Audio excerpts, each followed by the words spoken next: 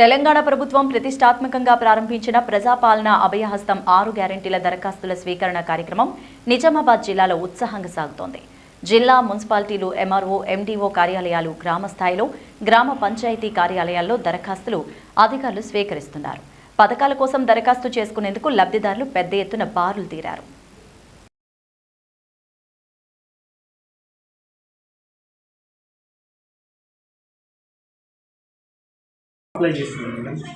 అందరూ gas, current వాటికి ఎక్కువ అప్లై చేసుకుంటున్నారు. ఎవరైనా మిస్ అయిన వాళ్ళు వృద్ధాప్యము, బీడీల పెన్షన్ వాళ్ళు ఎక్కువ అప్లై చేసుకుంటున్నారు.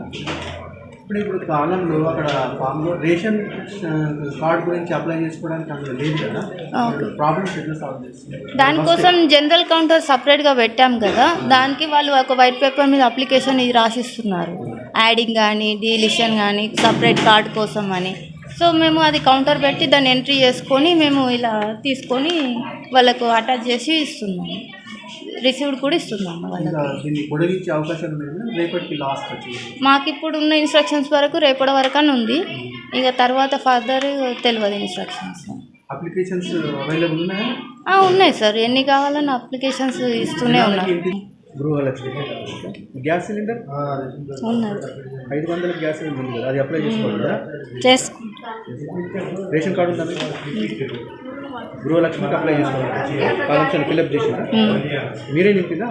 లక్ష్మి ఒకటి, కరెంటు, గ్యాసు, ఈ మహిళా వృత్తి 2500 ఉంది కదా, ఫిల్అప్ చేశాను, ఇచ్చాను. బాగుంది, అప్లై చేస్తున్నాను, బాగుంది. Gruhalakshmi, gas bill, current bill. Ration card ఉందని ఉంది.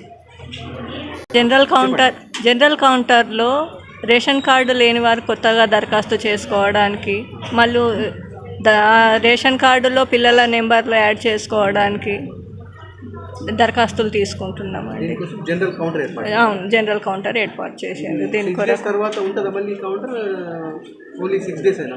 ఇక్కడ 6 days సెంటర్ తర్వాత మండల ఆఫీస్లో ఉంటుందని చెప్పారు.